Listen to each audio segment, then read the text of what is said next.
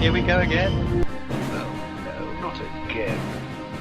You've been fooled. How long have we been doing this? Once more unto the bridge.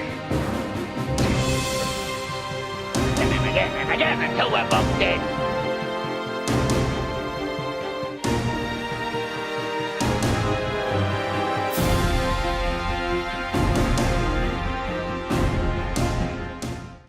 Hello and welcome to You've Seen It Before, movie reviews with connections in mind.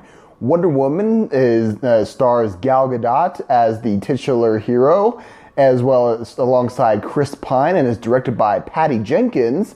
And it is the story of the titular heroine Wonder Woman, starting with her origins on the island of Themyscira, and leads into her discovery by Chris Pine, a American spy attached to British intelligence during World War I. And Diana Prince finds herself in a situation where she must face the World War and combat an enemy that, if she believes if she is defeated by her, then the war will end. Now, this video review will contain spoilers of Wonder Woman, as well as a couple other films. There'll be a full list in the description below. And if you have not seen Wonder Woman yet, or any of the films listed below and want to wait until you have, stop the video at this point and come back later. But with these things in mind though, let's begin. So as I said, Wonder Woman is the story of Diana, the princess of Themyscira, the island of the Amazons.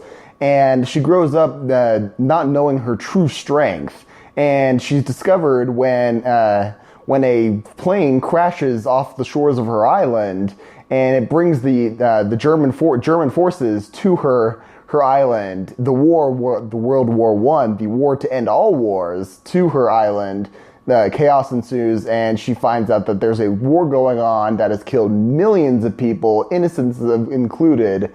And she decides that she cannot stand idly by, and she goes out to war alongside Chris Pine, who helps her navigate the troubles of this world, and she finds that in the world of World War I, women aren't necessarily viewed as the strong warriors, but needless to say, she proves them wrong by film's end.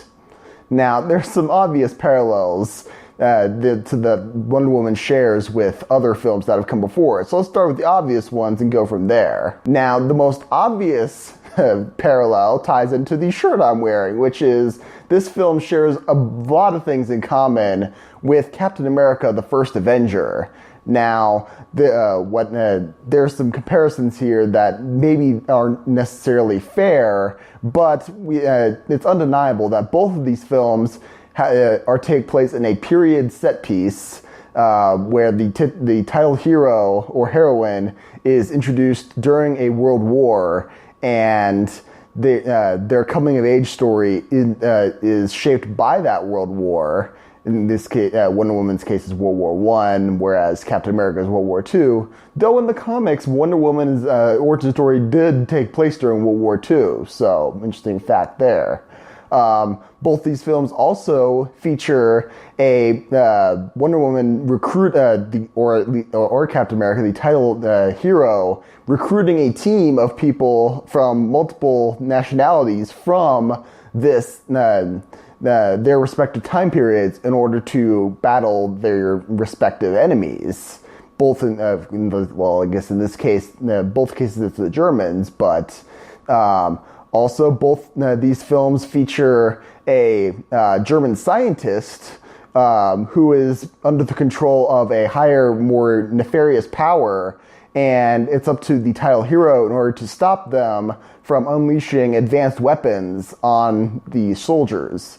And finally, and this one I didn't quite expect going in, but it's an undeniable comparison that this film also has in the finale, a title said advanced weapons are both placed on planes, and a character named Steve has to sacrifice himself in order to to prevent that plane from delivering its payload on a major city.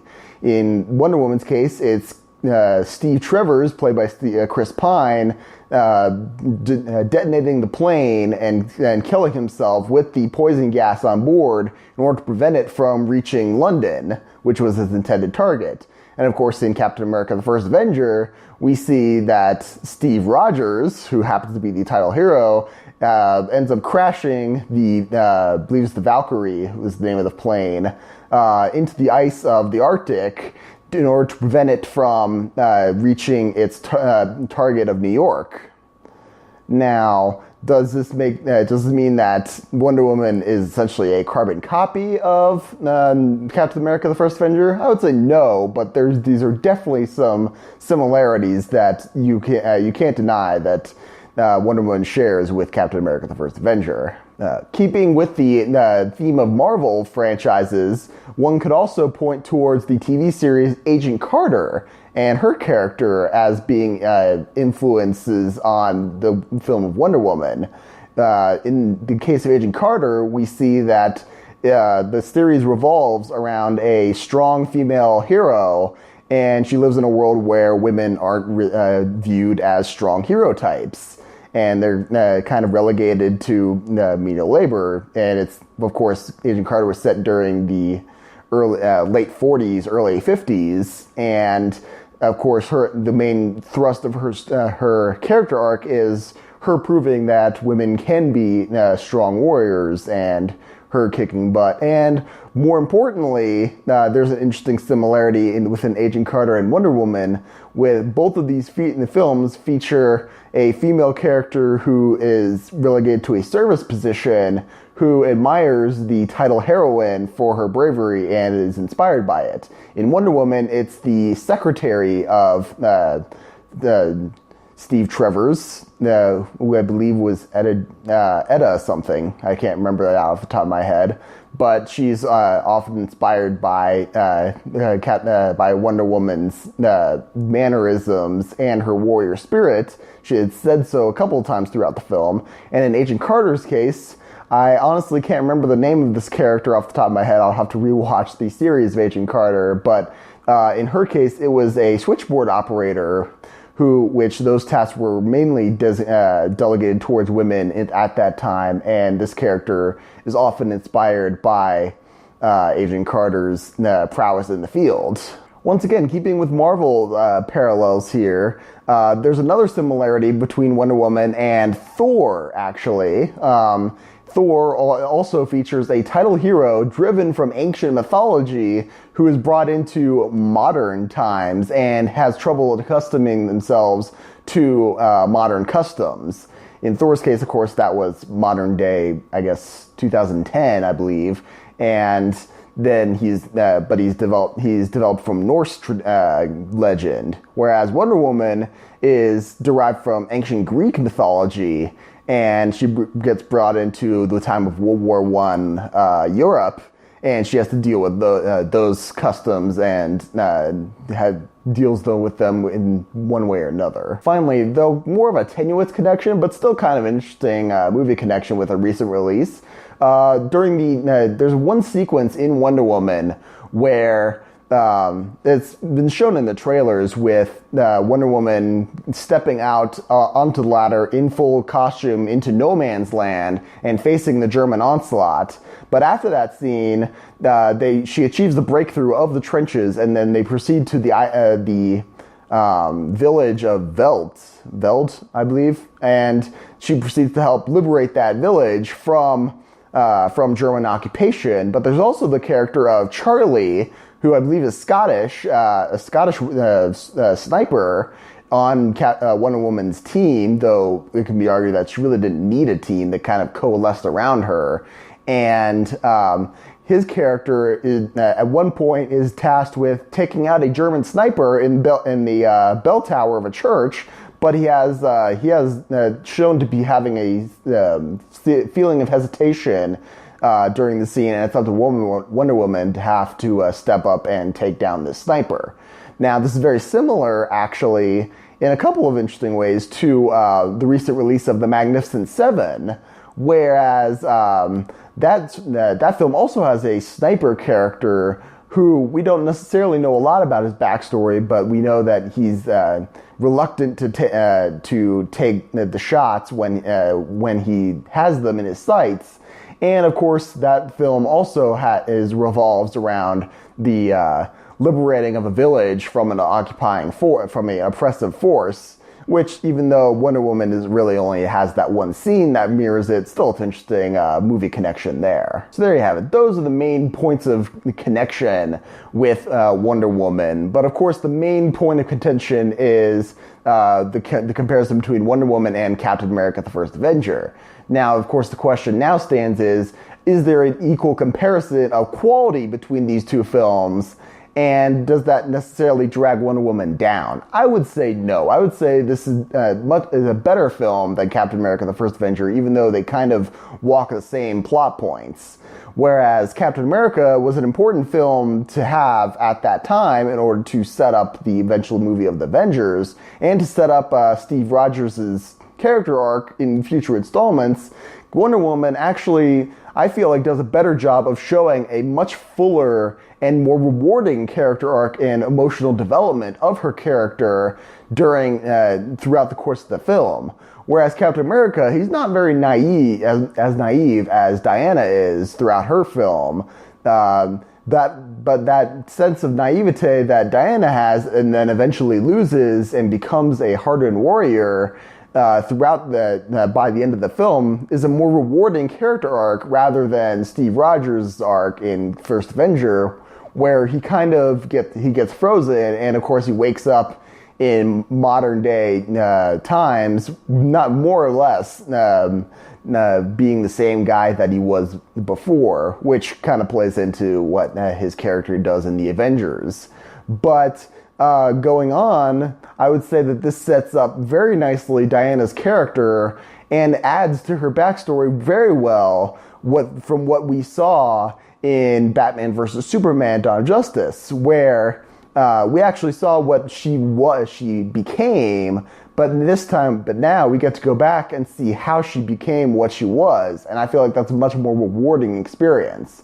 Now, of course, by this point, I would say I would definitely recommend this film, and there are a couple of reasons why. First of all, if you're by this point, we all know that this is now the fourth film in the DC Extended Universe, and the DCEU has had to play catch up for a while now. The Marvel Cinematic Universe, the MCU, started out with Iron Man back in 2008. And the first film of the DCEU was Man of Steel, and that didn't come out until 2013. And by then, the Avengers had already come out, and Marvel was all well on its way to into phase 2 of its MCU, and DC had yet to put out anything near that line. So now we're starting to see a lot of catch-up going on. So we had Man of Steel, then Batman vs. Superman, and the Suicide Squad. Batman vs. Superman and Suicide Squad both did well commercially, but critically, they're not the best of films. They have a lot of issues, even though Suicide Squad, I would say, is still kind of an enjoyable film. I can't deny that film still has some definite issues, and it had some very misleading marketing, which kind of played into my expectations as well. But with Wonder Woman, this is now the first film that both audiences and critics have agreed that this is a good film in the DCEU. And that's very important for this franchise. And now that Justice League is slated to come out later this year, that puts a lot of pressure on that movie to succeed, because now this film has done so well both critically and with audiences. They've set the bar really high. And there are a couple other reasons why I would say I recommend this one. First, I have to point out a slight bias, because I also derived great enjoyment from the historical aspects of it, since I'm a student of history as well, mainly World War II history, but also World War I. But that also brings up a slight bone of contention with this film, and there's a slight amount of spoiler here. Near the end of the film, and throughout the film itself, the character of General Ludendorff is revealed as sort of the German general who's behind the scenes and the backer of the comic booky scientist villain, Dr. Poison, who is a traditional Wonder Woman villain from the comics. But General Ludendorff was in fact a real German general. And in the film Wonder Woman, the Wonder Woman actually ends up shown to be killing General Ludendorff, which I found very... they were going to have to explain how they bring it back, because General Ludendorff did not die in 1918. He lived well on past into 1930. He died in 1937, by which point he actually was a big proponent in setting up the stage for the catalyst that brought on the circumstances which brought Adolf Hitler and the Nazis to power.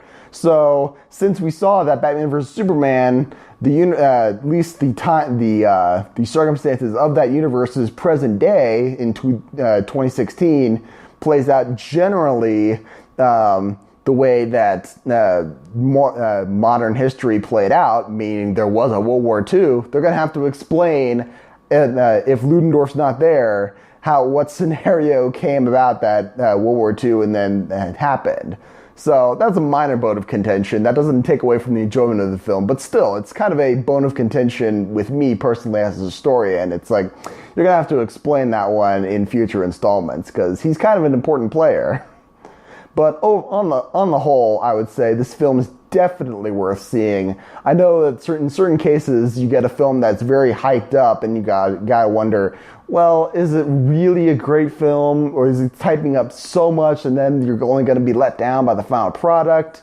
I would say the latter's probably the more likely scenario. If you get too excited, you might get a little disappointed, but on the whole, I would say this is definitely a film where the hype is a good thing, and you should definitely go see this film.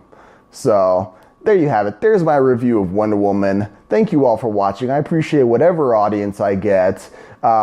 This has been a solid month and a half long-ish of straight videos posting. The next big movie review I'll be doing will maybe be The Mummy, which is coming out June 9th, and that I may be doing a review of that.